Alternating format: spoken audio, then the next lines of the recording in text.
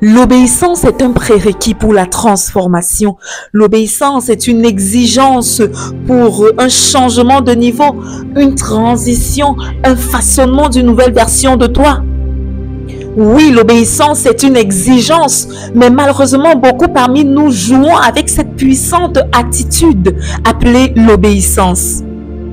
L'obéissance est capitale pour le changement, alors les guerriers de prière désobéissants n'expérimenteront pas le changement parce que tu peux prier sans être obéissant. Ça veut dire également que tu peux être très régulier à l'église, mais si tu n'es pas obéissant, tu n'expérimenteras pas le changement.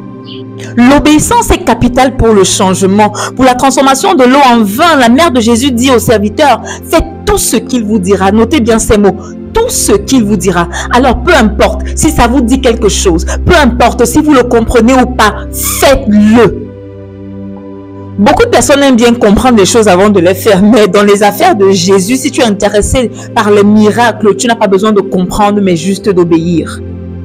À la dernière édition de Refresh, il y a une dame qui est venue témoigner pendant le moment des témoignages qu'elle connaissait des fausses couches à répétition et par la grâce de Dieu, elle était contente de venir annoncer que finalement, elle était enceinte. À ce moment, j'ai reçu quelque chose fortement dans mon esprit et j'ai dit à tous ceux qui étaient là, si tu crois fortement en Dieu pour recevoir le fruit des entrailles, place simplement ta main sur ton ventre. Et certaines personnes ont obéi à cette instruction-là et quelques jours après, j'ai reçu un appel d'une dame qui disait que finalement, elle était enceinte. Au moment où elle a obéi à l'instruction, elle n'avait même pas compris pourquoi elle le faisait. Peut-être même que ça faisait un moment qu'elle n'était pas avec son mari. Ça pourrait même être que cette trompe n'était même pas disposée à recevoir un enfant à ce moment-là. Vous savez, nous voulons toujours que toutes les conditions soient réunies avant d'obéir. Nous voulons toujours que toute la météo s'accorde avant de croire. Nous pensons même que ce sont nos organes qui viendront accomplir le miracle. Nous voulons que toutes les conditions soient réunies. Nous voulons comprendre le processus. Nous voulons que ça ait un sens, mais ce qui vient de Dieu n'a pas toujours de sens. Nous voulons que ça ait un sens. L'obéissance n'a pas de sens. Nous voulons que tout soit parfaitement accordé. Oh, comment expliquerais-tu que deux personnes incompatibles médicalement parlant se marient, se mettent ensemble et donnent des enfants? Tu ne le sais pas.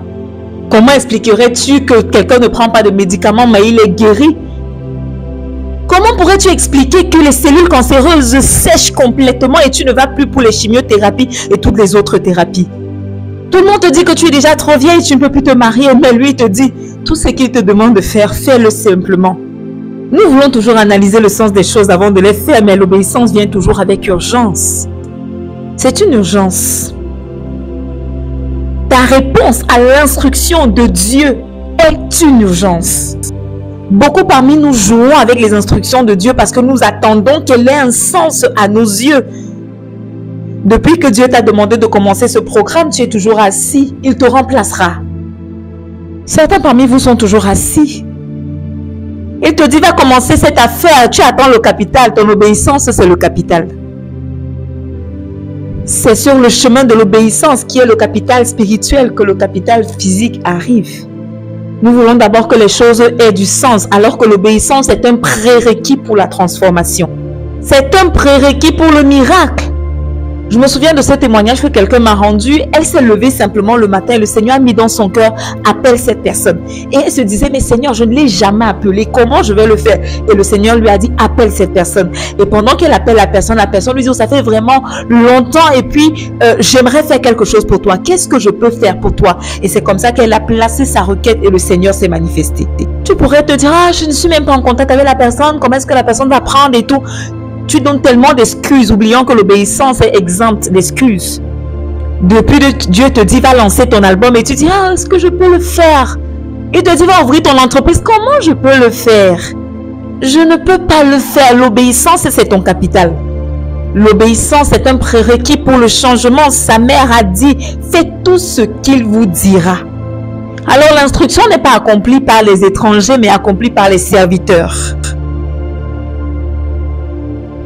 Faites tout ce qu'il vous dira. Jean 2, le verset 5. Au verset 6, il dit, or, il y avait là 6 vases de pierre destinés aux purifications des Juifs et contenant chacun 2 ou 3 mesures. Jésus leur dit, remplissez d'eau ces vases, et il les remplit jusqu'au bord. Jésus ne leur a pas demandé d'aller chercher d'autres outils ou d'autres objets. Il a utilisé ce qui était disponible.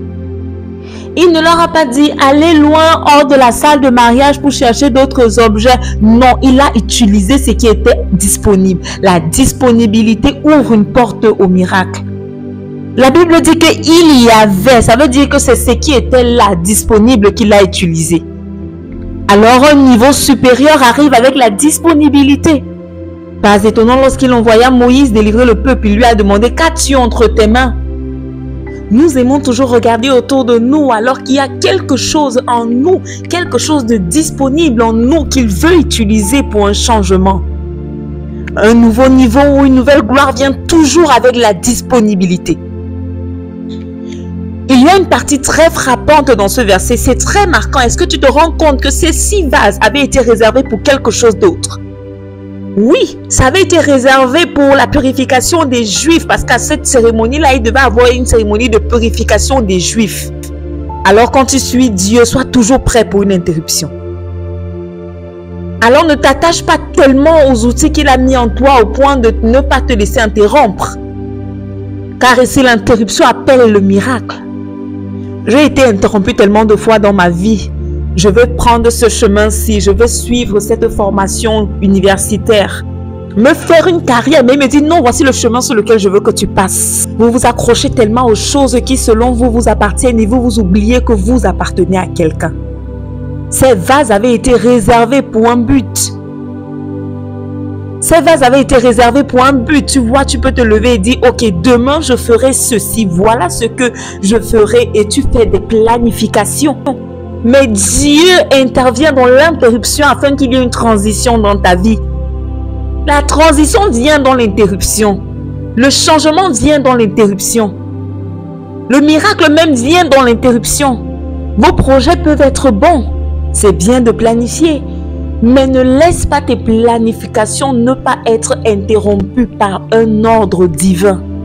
Tu veux quelque chose de nouveau, mais tu ne veux pas être interrompu. Tu veux que tout soit déjà arrangé pour toi. Mais Dieu va plutôt déranger des choses afin que quelque chose de nouveau naisse. Tu veux que tout soit arrangé, tu te dis non, dans 5 ans, je dois déjà être comme ça. Les vases étaient réservés pour quelque chose d'autre, mais ils étaient disponibles. Vous préférez être trop rigide dans vos planifications. Les vases étaient placés là pour la purification des Juifs et il le savait, mais lui, il a dit remplissez ces jarres d'eau. Il n'a pas demandé, c'était un ordre parce qu'il savait ce qu'il voulait faire avec ces vases.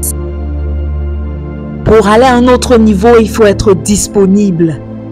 Et vous savez ce qui est amusant avec ce Dieu, je l'ai dit plus tôt, c'est qu'il utilise les choses insignifiantes. L'une de mes protégées, qui est une chantre, on s'est retrouvés, on devait rendre ministère dans un même endroit et puis elle devait chanter. Elle chante et elle parle et c'est tellement fort, c'est tellement puissant. Et elle a une voix assez rock, je ne sais pas comment on appelle ça, mais elle a une voix assez rock. Et je lui ai dit, j'aime beaucoup ta musique. Et elle dit, comment? Est-ce que c'est possible? Et elle me dit, non, je ne peux pas chanter parce que ma voix est du genre cassée, comme une basse. Je ne me souviens plus vraiment du mot qu'elle avait utilisé, mais quelque chose du genre. Pour ceux qui ne comprennent pas, que l'Esprit de Dieu vous aide. Je lui ai dit, est-ce que tu te rends compte du mouvement que tu opères pendant que tu chantes? Quand je suis montée, je l'ai ressenti. Ta voix est un outil disponible pour faire descendre l'atmosphère spirituelle. Dieu utilise des choses qui n'ont pas de sens. Il utilisera des choses qui te sont si familières parce que Dieu utilise des choses banales. Des personnes quelconques, des hommes ordinaires. Comment pourrais-tu expliquer qu'on demande du vin et lui il apporte 6 jarres d'eau? Jésus utilisera ce que tu as de disponible. Cela pourrait ne pas avoir de sens, mais reste disponible afin d'être utilisé.